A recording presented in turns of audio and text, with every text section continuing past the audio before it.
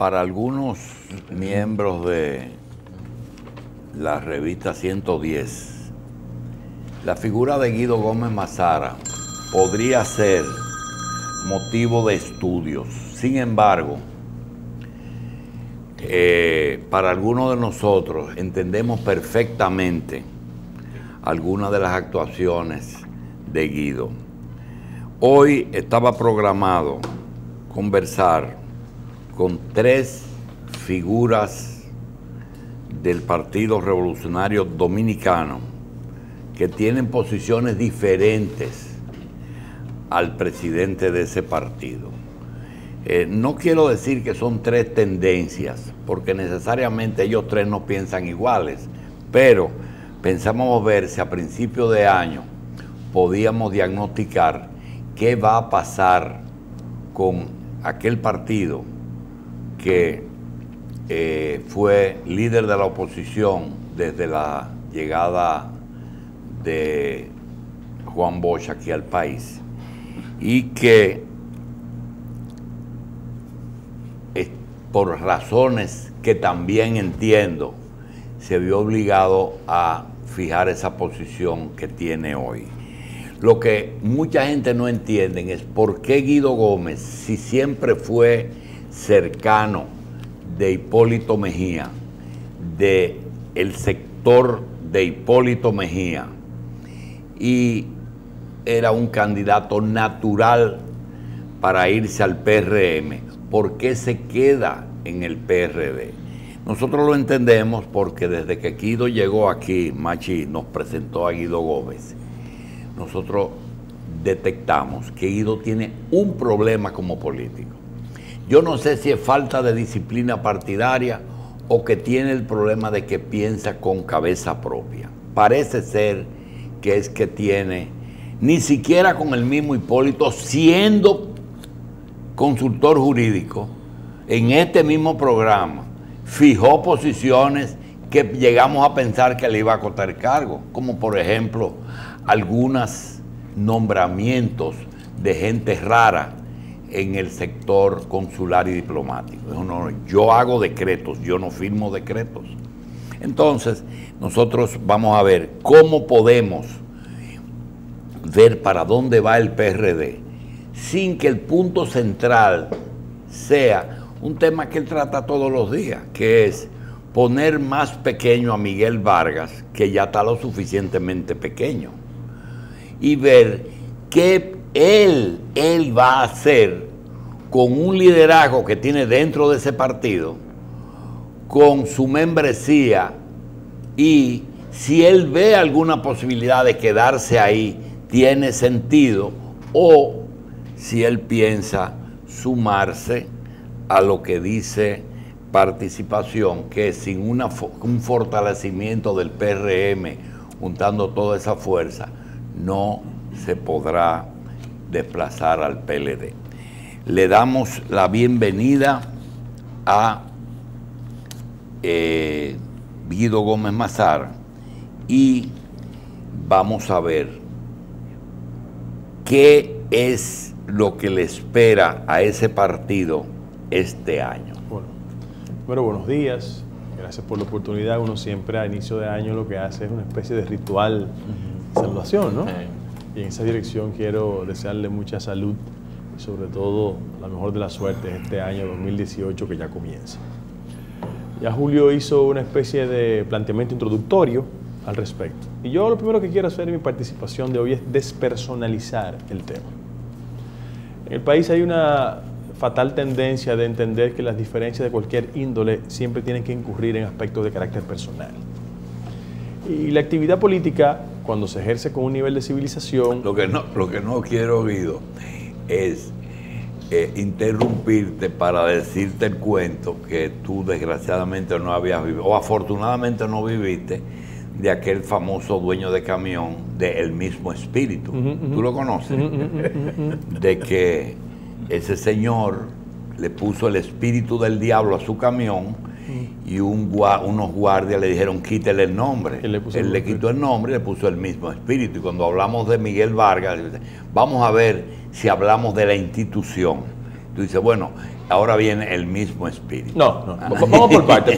Bueno, como tú me haces esa frase introductoria, yo también voy a recordar una frase de Whitman. Whitman decía que había seres humanos que eran como los puentes, que uno los pasa y sigue caminando.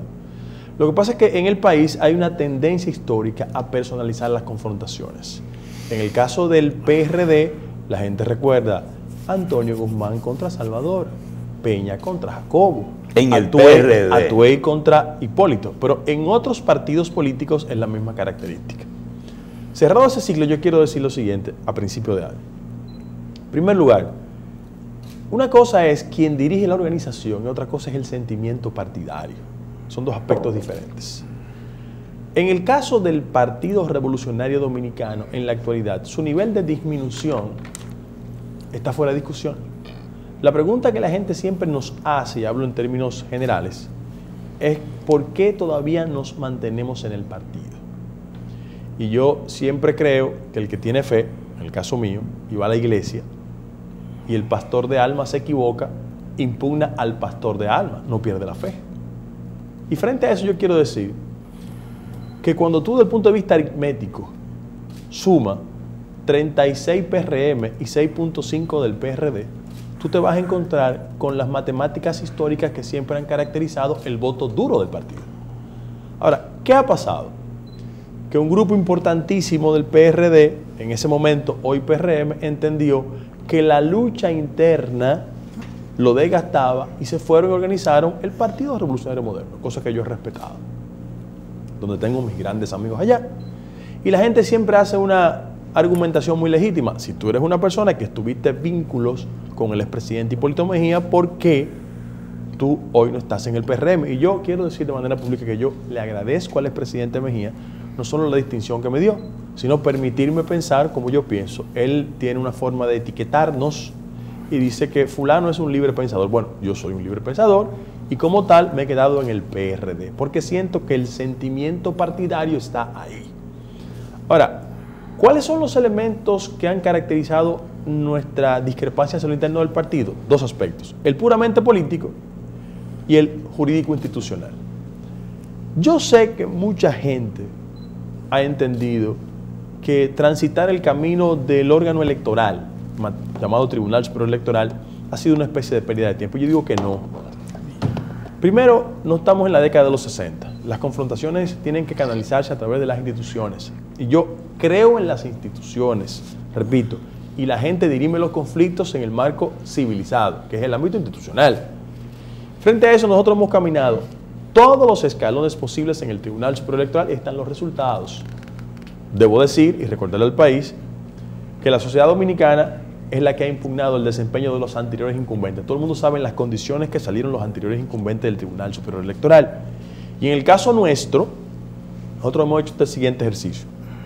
Fuimos al Tribunal Superior Electoral, al nuevo Tribunal Superior Electoral, y tenemos pautado para el día 22, lunes, en 2 lunes, el conocimiento del último proceso que nosotros hemos determinado que es una especie de falsificación de la tradición estatutaria del partido. Es la primera vez en la historia del PRD. En el PRD, debo recordarlo, del año 1981, José Ovalle hizo una contribución a democratizar la participación del partido. Hasta el año 81 en el PRD se votaba vía delegado por una convención. Y es a partir de ese momento que el compañero José Ovalle y otros dirigentes estimularon la participación universal de las personas. Bueno, la actual dirección del partido, en un gesto inconcebible, le dio marcha atrás a esa conquista diciendo que el modo de elección era mediante delegado. Y nosotros hemos impugnado el proceso. Evidentemente hay múltiples sentencias en el Tribunal Superior Electoral que nos van a dar ganancia de causa. Yo no tengo ningún tipo de duda sobre eso, porque ya este tribunal ha determinado al respecto. La última sentencia concerniente al caso del Partido Reformista indica un tipo de comportamiento en esa dirección. Ahora, ¿dónde está el nivel? Y yo comencé a decir mi participación de hoy de que íbamos a despersonalizar las cosas. Yo voy a emitir juicios respecto de comportamiento. Por ejemplo, la dirección de mi partido ha dicho de manera pública que cree en el voto universal de las convenciones abiertas, con padrón abierto. ¿Ustedes recuerdan? Esa ha sido la postura institucional del partido. La pregunta que uno se hace es cómo el partido que de manera pública e institucional dice que está en favor de las primarias abiertas es el mismo partido que establece un mecanismo de elección para su dirección de forma cerrada. Una inconsistencia. Tú no puedes decir de manera pública una cosa y en la práctica reiterarte en vía contraria. Esos son los elementos de carácter institucional. Ahora, ¿dónde ha sido el mayor punto de discrepancia respecto al desempeño institucional del partido? Es que el PRD como organización política se desvinculó de los sectores que tradicionalmente le dieron ganancia de causa. Es que el PRD en los últimos 4 o 5 años tú no encuentras una postura institucional respecto a temas fundamentales que van desde el tema de combate a la corrupción, el tema de reformas institucionales, el tema de participación de sectores como juventud, mujer, y en los debates esenciales en el país, yo pienso que mi partido se ha quedado rezagado y en algunos puntos hasta silenciado. Lo doy como una información de sentido común y de debate.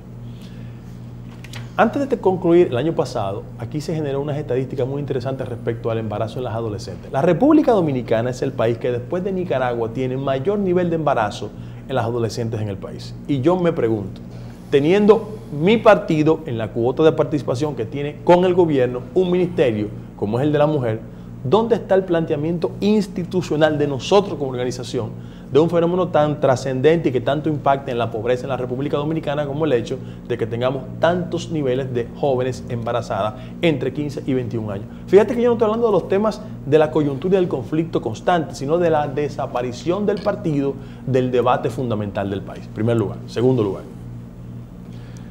Yo nunca he estado en contra de las políticas de alianzas y de pactos. Si alguien en la República Dominicana hizo una clara manifestación de que los pactos son importantes fue el doctor José Francisco Peña Gómez. Lo hizo en el año 1974, lo hizo en el 94 y él generó una cultura de los pactos políticos. O sea, ¿qué yo he dicho? Que los pactos políticos en la República Dominicana no pueden ser el resultado de un toma y daca de tendoso a cambio de espacios de participación en el gobierno. Porque lo que ha pasado al final de la jornada es que el PRD se ha disminuido porque se ha constituido en un partido que no participa en el debate nacional y cuando se diluye en el tema de los empleos termina siendo una fuente de procurar empleitos cuando el partido debe tener una posición mucho más seria y responsable frente al debate nacional. Y yo voy inclusive hasta el desempeño de la gestión del Ministerio de Relaciones Exteriores. Yo quiero decirle de manera pública que yo no tengo ningún tipo de inconveniente que un compañero desempeñe correctamente una función. Ahora, en los temas esenciales del debate, yo quiero hacer una especie de acotación. Voy a hacer 3 recordatorios. ¿Ustedes recuerdan el debate que se generó en el país respecto al tema de la veda de los productos con Haití? Ustedes lo recuerdan perfectamente. Sí. Todavía hoy tenemos el mismo conflicto. ¿Sí o no? Ahí está el conflicto. Es un tema de política pública que está ahí. Segundo lugar, yo ahorita escuchaba a Julio Yamache haciendo comentarios respecto al tema de las agencias norteamericanas. ¿Ustedes recuerdan cuántas veces la Comisión de Derechos Humanos ha sancionado, digo yo, subrayo, injustamente a la República Dominicana por prácticas discriminatorias? ¿Ustedes recuerdan la última posición oficial del gobierno dominicano vía Cancillería diciendo que el señor secretario general de la OEA, Almagro, se había comprometido a sacar al país de la lista? Bueno, nos retiraron en la lista. Tercer lugar, yo saludo que la República Dominicana sea un país que genere una concertación con el conflicto de Venezuela. Yo lo veo bien, yo creo que eso es importante como tal. Sin embargo, yo quiero recordarle a los amigos y amigas que nos sintonizan que solo la última semana de diciembre, tanto el canciller de México como el canciller de Chile, 2 personas conocedoras de la materia. Hay que decir que Verdegaray fue jefe de gobernación y después canciller, y actualmente es canciller. Y el canciller Muñoz es un hombre de la cultura diplomática en Chile. O sea, 2 diplomáticos, 100%, acaban de abdicar de una comisión diciendo que ya no hay condiciones para el diálogo. Es decir, también yo estoy preocupado porque el desempeño de los dirigentes de mi partido, de un acuerdo en que yo no estuve de acuerdo, cuando vayan a la función pública, genere una especie de desempeño tan eficiente que el partido como organización política se acredite en la sociedad, para que la gente vea que esto no es un tema de carácter personal. Ahora, ¿cuál es el problema? Que en cualquier país del mundo, cuando una dirección política no se desempeña correctamente respecto de qué, de los niveles de simpatía que tiene la sociedad, hay 2 tipos de reacción. O la gente renuncia, o sea, en el Partido Socialista Obrero Español, cuando el partido en un desempeño desastroso, ¿qué hace la dirección del partido? Bueno, entrega la posición. O en segundo lugar, se someten al escrutinio de la mayoría de los militantes para determinar su liderazgo. Entonces, ¿cuál es el problema que tenemos nosotros? que la cúpula que dirige el partido es la que en términos de simpatía está peor posicionada en la sociedad. Y tú no puedes tener gente controlando el partido que tenga una profunda impugnación en términos de simpatía en la sociedad. En la democracia, quien posee la mayoría dirige al respecto y no liquida la minoría. En mi partido tenemos las siguientes características. Cuando tú haces una evaluación del desempeño de los políticos dominicanos, la figura que aparece con mayor nivel de impugnación es quien preside el partido. Y yo lo que estoy diciendo es, a mí me conduce respetar su comportamiento y su desempeño. Ahora, someta su liderazgo al escrutinio de la base del partido para que sea la base del partido la que mediante el voto determine quiénes son los líderes. El centro de tu objetivo. Fundamentalmente, esto no es personal. No, pero en lo que respecta a la política internacional del país, es el presidente de la República el responsable básico de eso. Lo que pasa es que hay un problema de orden práctico, Machi. Es innegable que el presidente de la República es una persona con destrezas políticas fuera de discusión, pero la política exterior no ha sido el fuerte del presidente de la República y por vía de consecuencia es importante un buen desempeño de un canciller porque compensa el déficit del presidente. Sí, yo te veo haciendo la exposición y me gusta porque justamente la base de todo lo que hemos estado diciendo, inclusive algunas de las coincidencias que tenemos con el doctor Junior Espinosa, es la falta de propuestas. Aquí se ha basado toda la política desde que el PLD llegó en dos cosas: gente que quiere cosas del Partido de la Liberación Dominicana, directas o indirectamente, beneficios. Yo quiero ver a fulano, yo quiero vender, yo quiero comprar, yo quiero un cargo, yo quiero salir del país, pero para eso lo que utilizan es la crítica, para entonces después que cedan, pedir. Eso está bien conocido. Desgraciadamente ya uno, por el olor, sabe si es arenque lo que están cocinando. Por otra parte, el tema de criticar sistemáticamente las acciones del gobierno, y tú y yo sabemos, porque has trabajado en prensa extranjera, que a veces se tiran cosas allá para que reboten aquí. El New York Times dice, el de Inglaterra dice, el que sé yo, tienen su gente que se le dicen su cosa. Sin embargo, planteamiento, tú acabas de hablar de ello.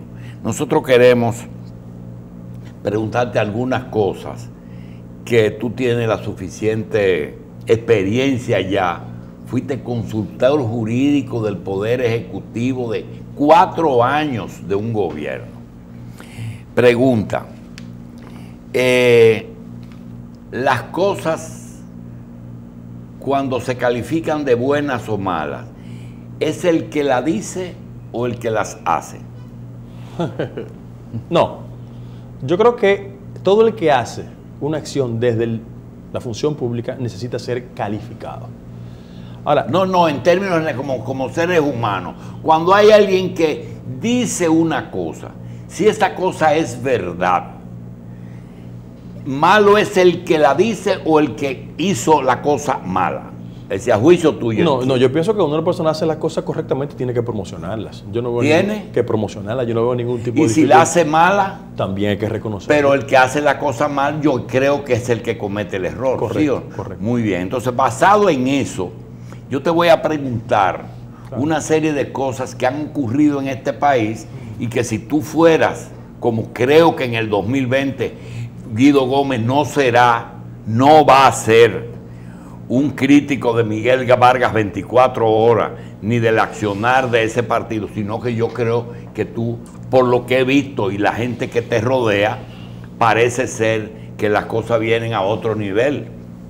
Pregunta, en el caso de Jorge Subero, por ejemplo, un expresidente de la Suprema va al programa de Síntesis y dice, ¿cuáles son las vías que un presidente como Danilo Medina podría utilizar para reelegirse?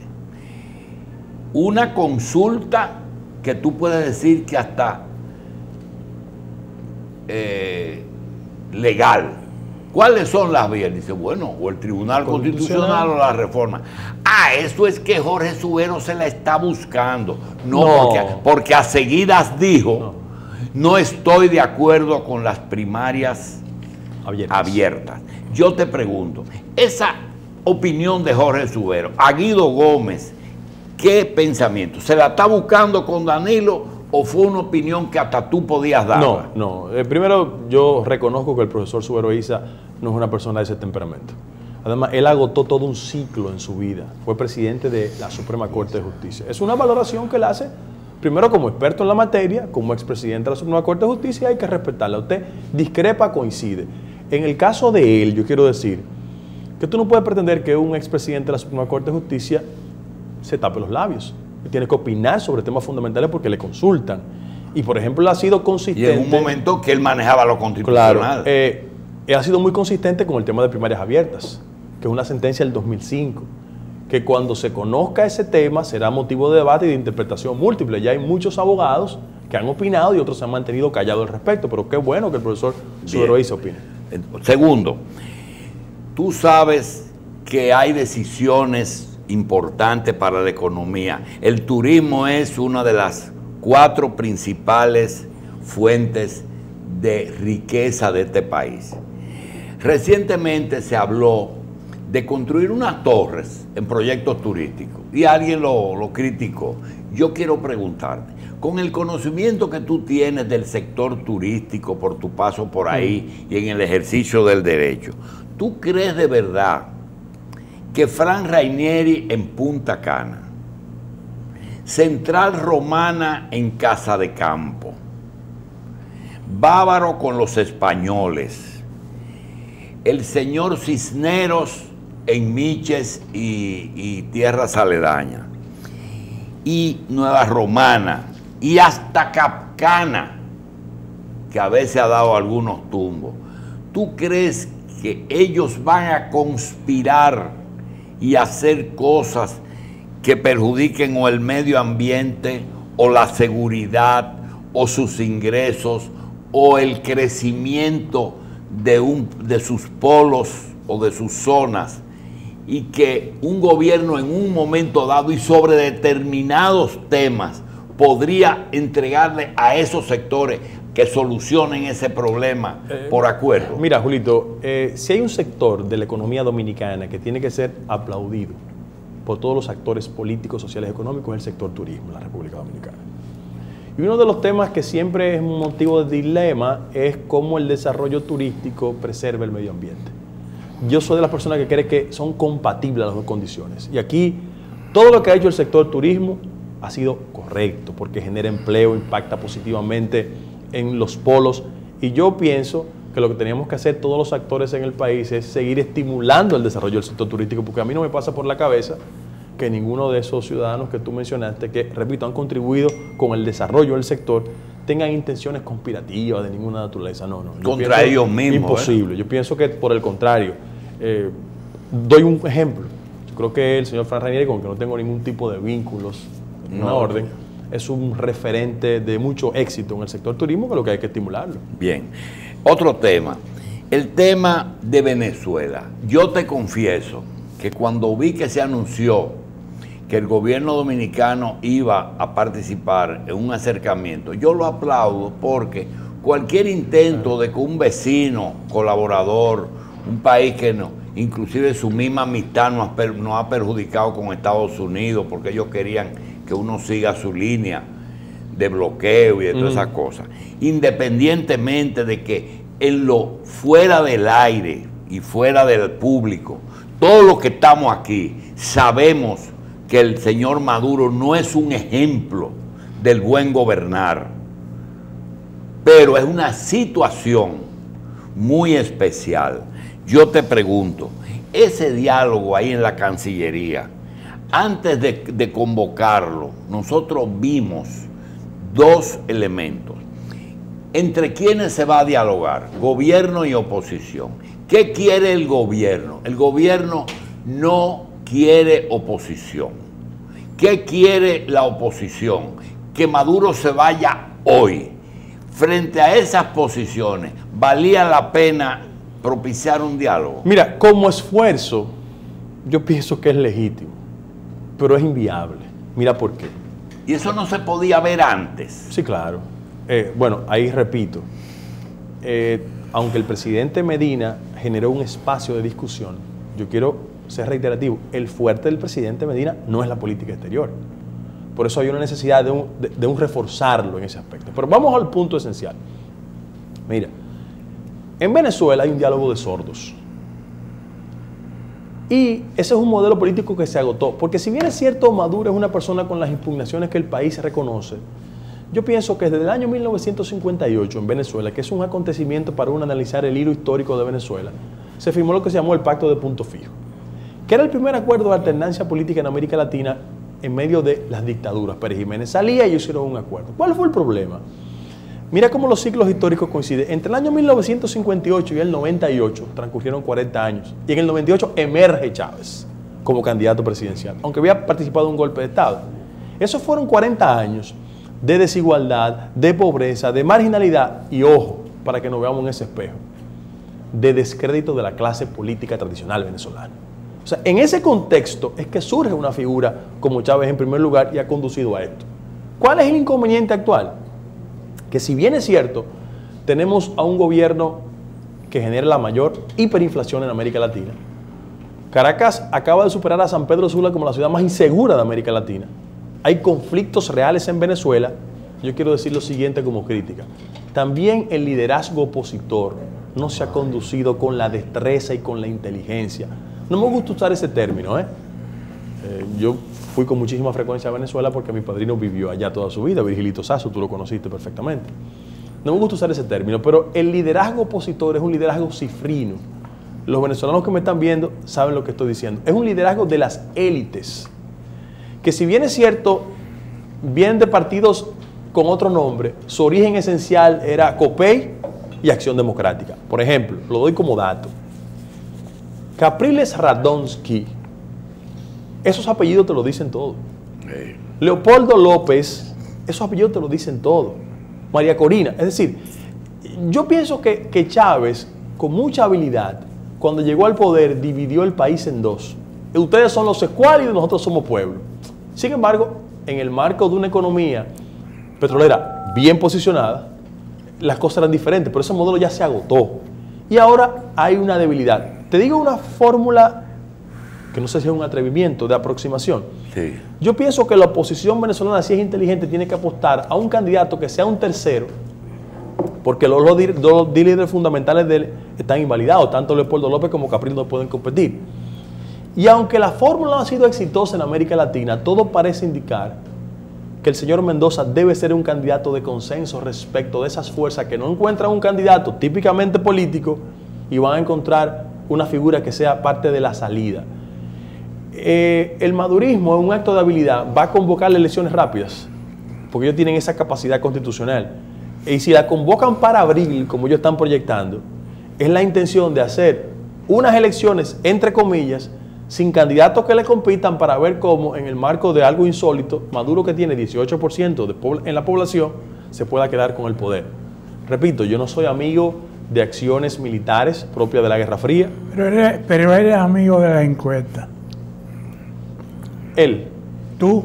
Yo soy amigo de las encuestas. No, claro, tú eres el que dice que te tiene 18. No, está medido. Está medido. 18% en las encuestas. ¿Cuál compañía? La última encuesta que yo vi, la vi en diciembre. Eso que tú te daba 18%. No, eso que tú estás planteando de Venezuela, nos mete en el tema de Venezuela y yo creo que tú dices, bueno, hay una solución, un tercer candidato, pero óyeme lo que está pasando. Hay una tendencia a la permanencia o del presidente en el poder, o de un allegado, o de su partido. Y ya no es un secreto que dejó de ser la ambición personal y el soy yo, como era Balaguer, sino en cierta forma es el miedo a salir del poder. Yo te voy a dar un dato para que veas. El riesgo a procesos después. No, a cosas, sí. O la cárcel, o el tiro, o la extradición, o el ostracismo, cualquier cosa. Explica el Fondo Monetario Internacional al Banco Mundial con la intención de hacer una especie de propuesta de préstamo como auxilio económico para Venezuela, luego de plantárselo al gobierno nacional. ¿Cuál fue la sorpresa? Cuando el Fondo Monetario le dice que Venezuela no debería estar solicitando préstamos debido a que los principales bancos del mundo, ubicados en China, Suiza, Bélgica y algunas islas y Panamá, existen más de 350.000 millones de dólares depositados nada más y nada menos que a nombre de personas naturales venezolanos, donde existen personas de 24 años venezolanos con fortuna de más de 100 millones de dólares, pero que el campeón tiene más de 4.500 millones, donde no existe ningún tipo de herencias de empresas que respalden esta cifra. Pero esto no queda ahí. Hay unos que han comprado bancos pensando que no dejarían evidencias. Ahora bien, según Enríquez, estas cifras sería el mayor desfalco que se le ha hecho a un país en la historia de la humanidad. Ni siquiera después de la Segunda Guerra Mundial se había extraído tal fortuna. Si no les asombra esta cifra, les comento que la misma es mayor a las reservas internacionales de la gran mayoría de los países productores de petróleos que pertenecen a la OPEP. Se lo traduzco de otra manera. Supongamos que se producen 2.500.000 barriles diarios, y suponiendo que el precio sea a $50, los 350.000 millones de dólares representan 8 años de producción petrolera. Eso representa un monto mayor a la suma total de la fortuna de los hombres más ricos del mundo. Gates 75.000, Ortega 67, Buffett 60, Slim 50, Bezos 45, Zuckerberg 44, y suman 342.000 millones, menos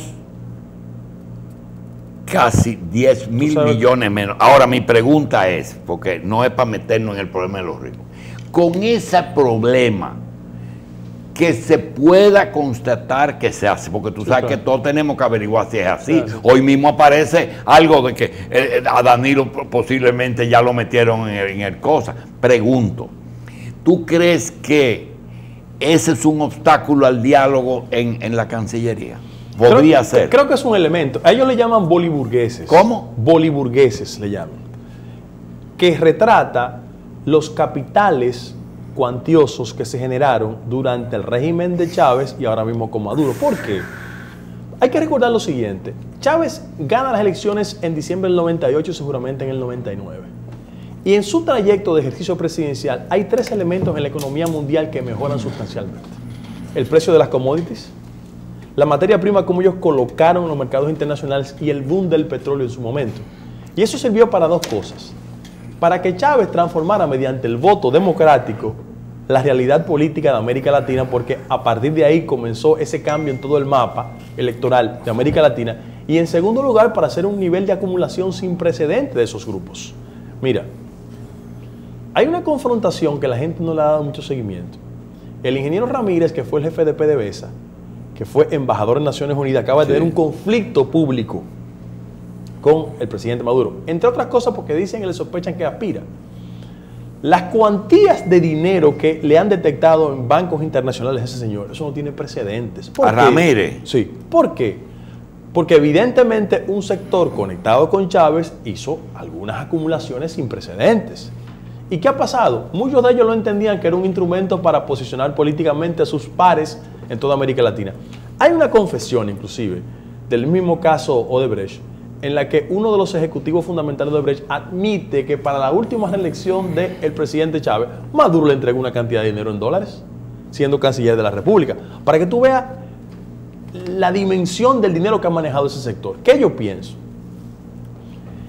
Que ese grupo que se instaló en el año 1998 en Venezuela hasta la fecha ha servido para desplazar económicamente a los tradicionales ricos y a las oligarquías venezolanas. Y por vía de consecuencia se sienten con un poder y con un nivel de independencia que solo una política de ajuste, y por qué no decirlo, de penalización del Departamento de Estado de los Estados Unidos, que toda la semana coloca 4, 5, 6 venezolanos en una lista de gente que no puede hacer operaciones comerciales con los Estados Unidos. A favor, ¿con qué padrón tú piensas moverte? Muy bien, los reglamentos internos del partido establecen que 90 días antes de la celebración de la convención se adicione los nuevos miembros del partido que quieren incorporarse, se les suma al padrón existente en el PRD y por vía de consecuencia se celebra la convención.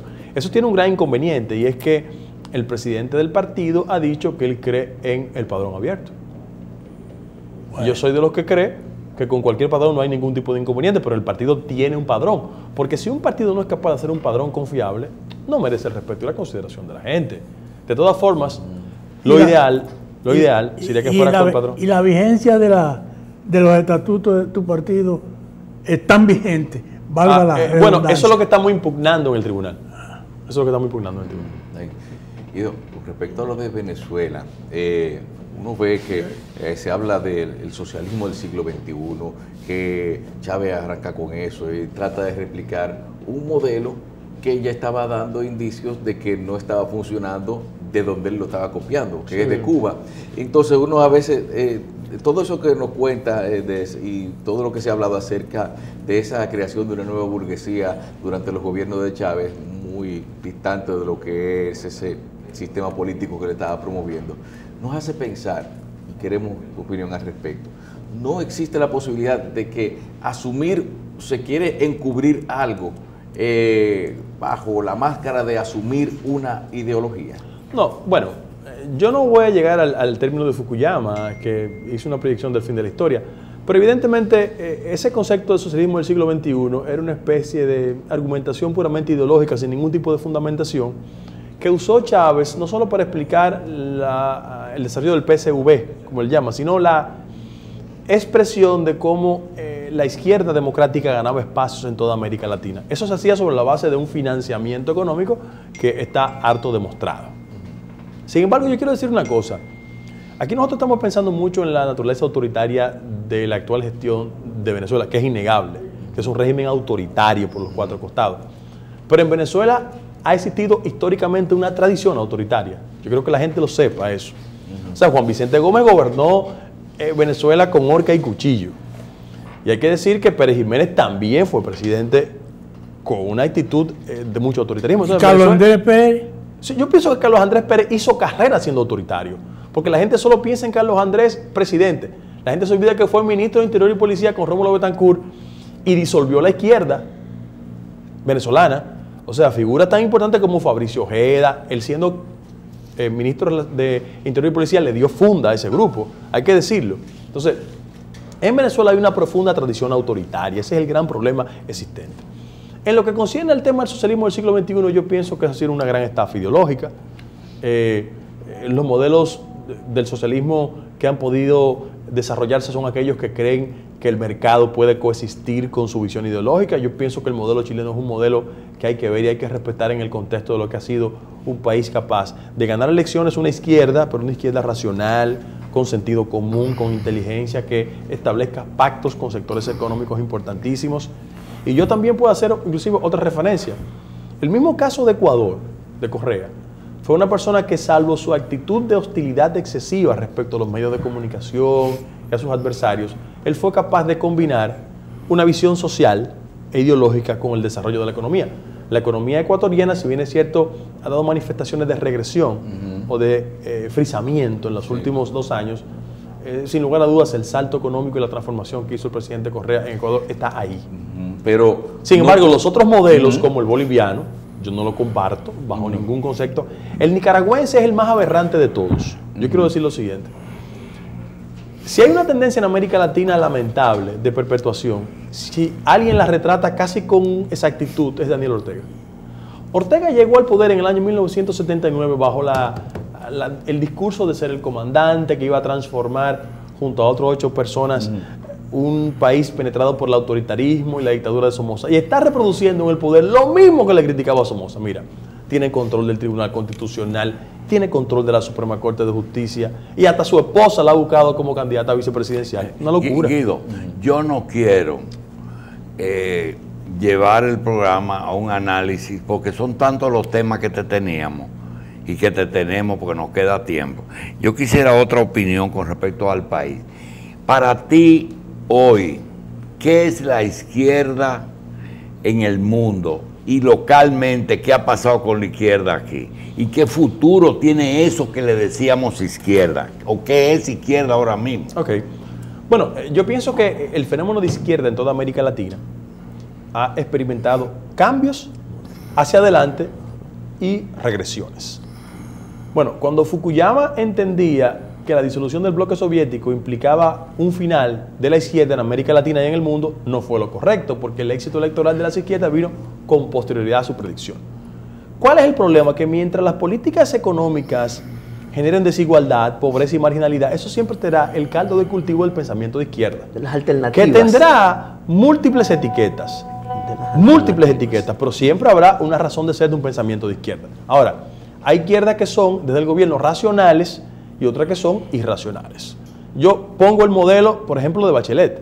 Es una izquierda racional. Ahora, una que es irracional, la de Nicaragua. Porque no ha dado el gran salto de entender que el mundo cambió y que eso implica posturas totalmente diferentes. En el caso de la República Dominicana, yo quiero ser lo suficientemente crítico respecto al tema de la izquierda.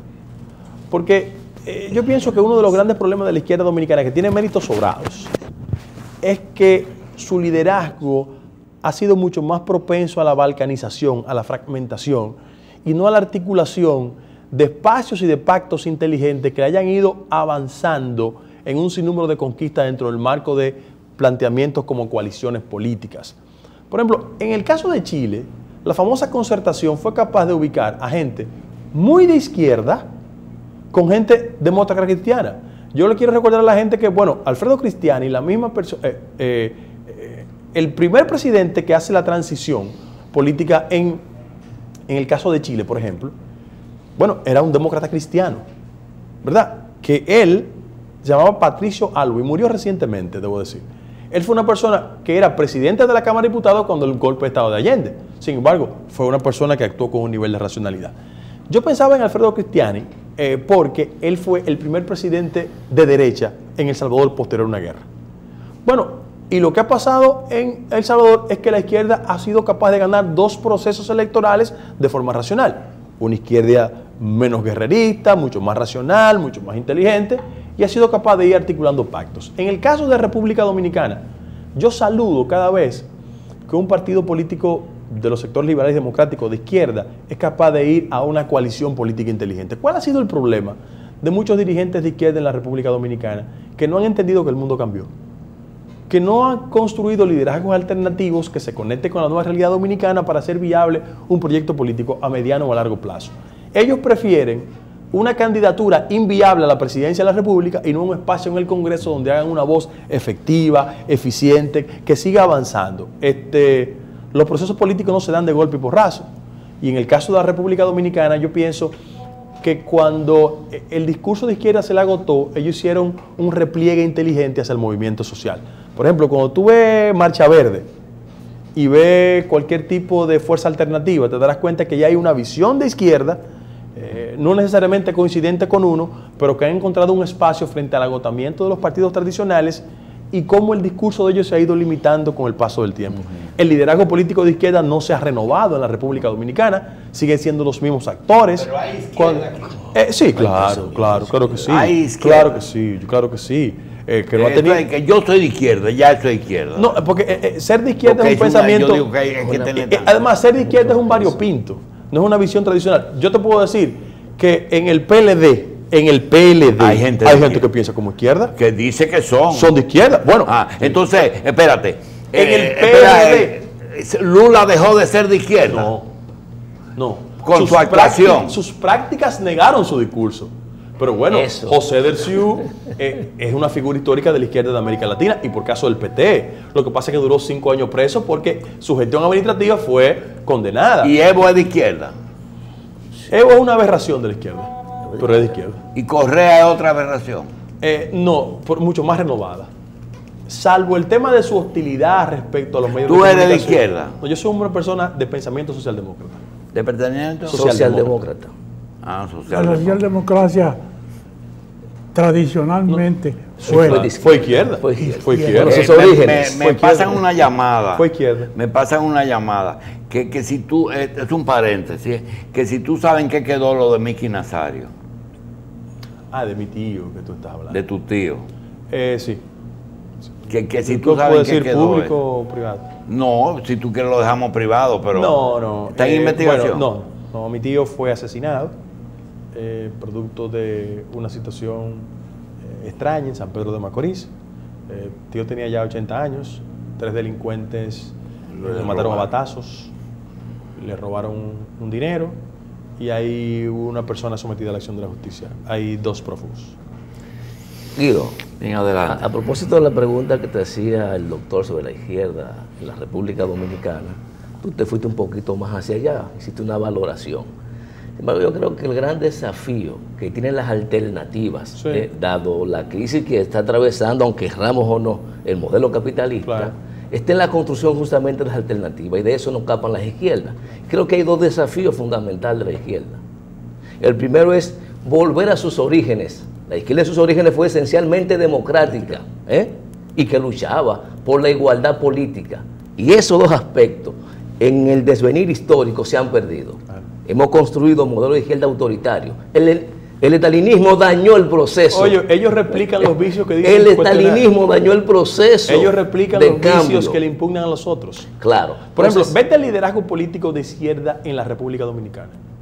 No es alternativo, no es No, no es democrático, alternativo, se ha claro. perpetuado, se ha petrificado. Y yo decía ahorita, Julito, mira, en el PLD, en el PRD, en el Partido Reformista, hay gente que tiene una concepción social que es totalmente diferente.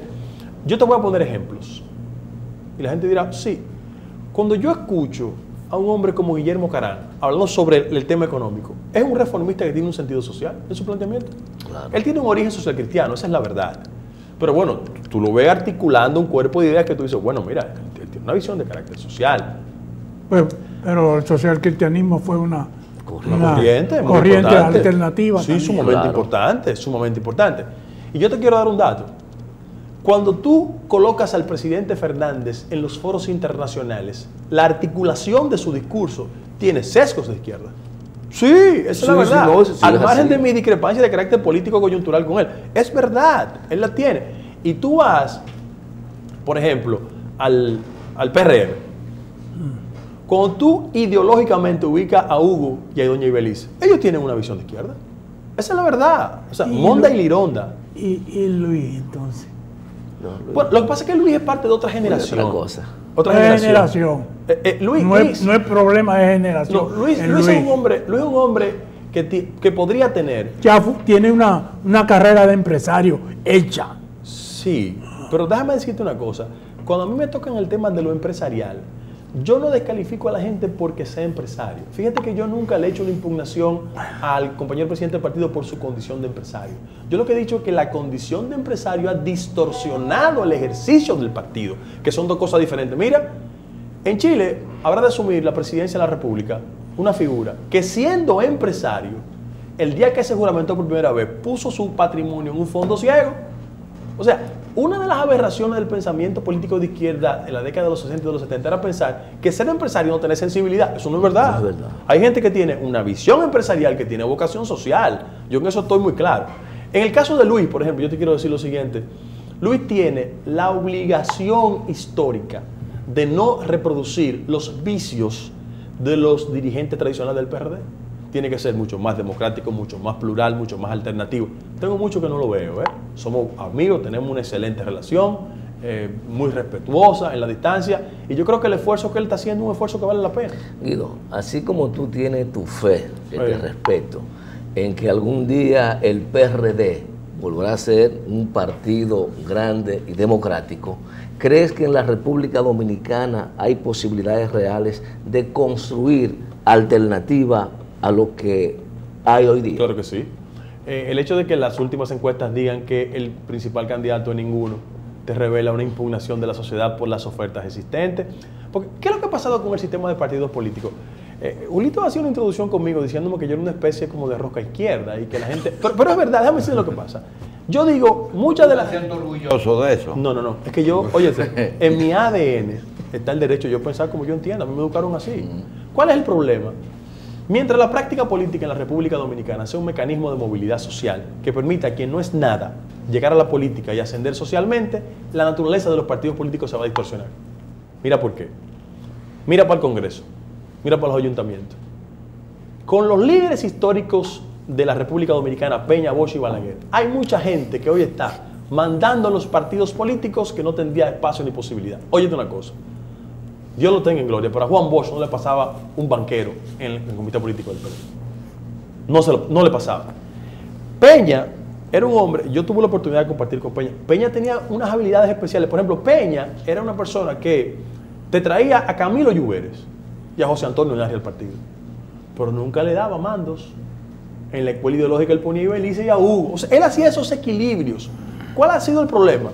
Que la práctica política en la República Dominicana, como no tiene carácter ideológico ni fundamentación teórica, aquí hay una especie de sálvese quien pueda, porque en la lógica del sistema electoral dominicano, aquí el que tenga más fortaleza en los bolsillos te gana. Mira, no, lo que pasa es que el empresario dominicano 100% buscaban la amistad de Peña, pero no querían cargos del PRD. Ellos querían estar como amigos, como colaboradores, pero querían tener un Peña y de verdad lo querían. ¿Tú sabes por qué era? No por temor. Peña, Bosch y Balaguer eran receptores de confianza de esos grupos, sí, porque no le competían. O sea, tú puedes discrepar lo que tú quieras de Peña, de Bosch y Balaguer, pero no hicieron de su carrera política un espacio de acumulación. Pero eso es lo que está pasando ahora. Aquí lo que está pasando es que el PLD forma un grupo económico que no los necesita.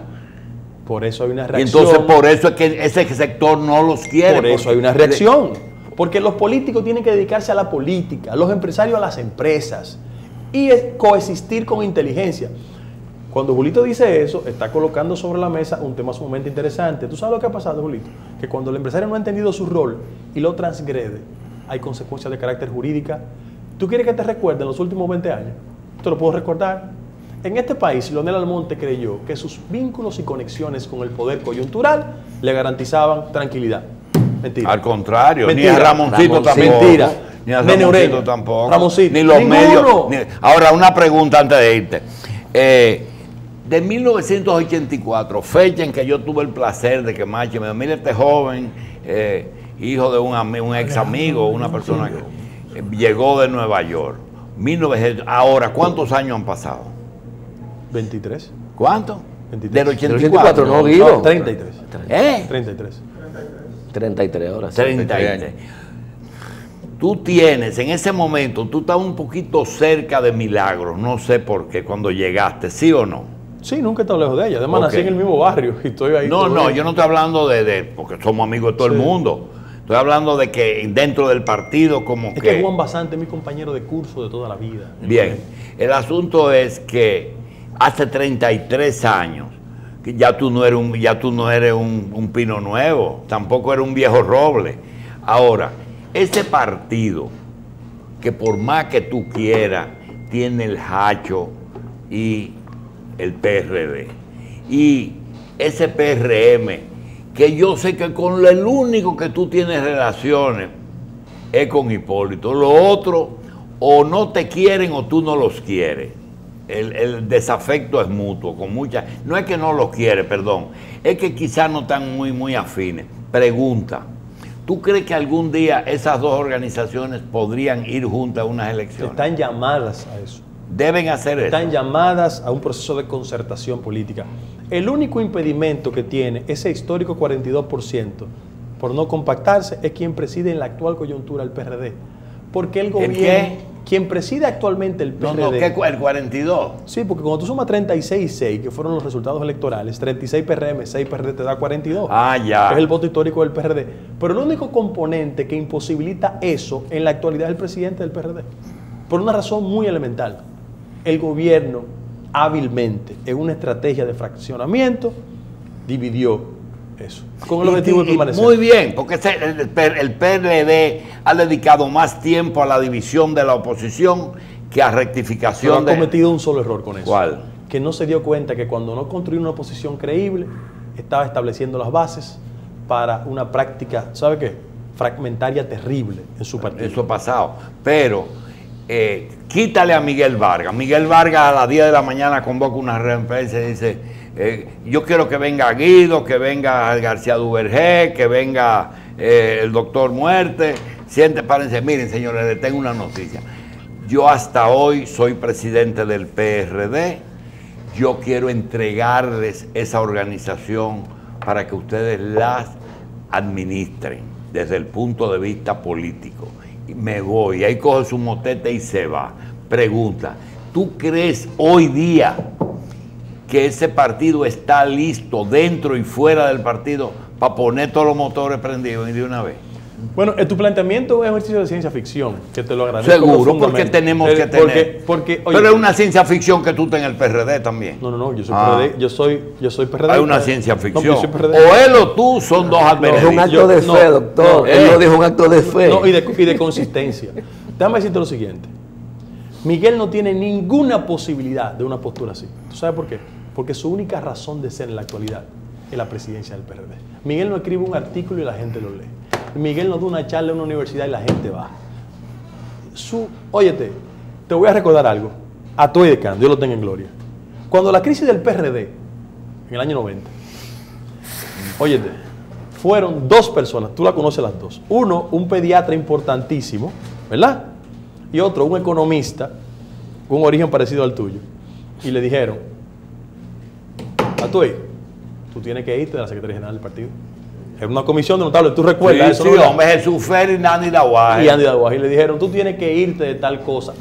Fue José Cuello y Andy Daguaje. ¿Tú sabes cómo le respondió? Eso era el moderno, de antes y después fue el triálogo. ¿Sabes lo que le respondió a tú? Mira, Andy, José Israel, el PRD es mi novia de villa y mi editora taller. Sí. Recuerdo eso. Sí, ¿tú sabes por qué? Sí. Porque la única razón de ser que tiene Miguel es aferrarse a la presidencia del PRD. Él no tiene posibilidad de ganar mediante un procedimiento democrático. No. Entonces él se aferra a eso y hace algo peor. Él va de una situación de hecho a una de derecho. Él quiere que Danilo resuelva su problema en el PRD. Porque no tiene razón legal de mantenerse ahí. Y utiliza su relación con el presidente de la República por la cuota que le generó en las elecciones pasadas para que Danilo le resuelva su problema. Desgraciadamente quien puso el letrero de nuevo fui yo del mismo espíritu.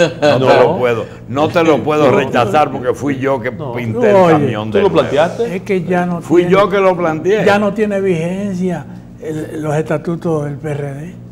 Ya no tienen vigencia. No, pero es una decisión del TCE que va a determinar eso. Para terminar, en tu íntima convicción, Danilo podría buscar una presidencia por presión de grupo que lo rodea, por temor a que lo viven amenazando.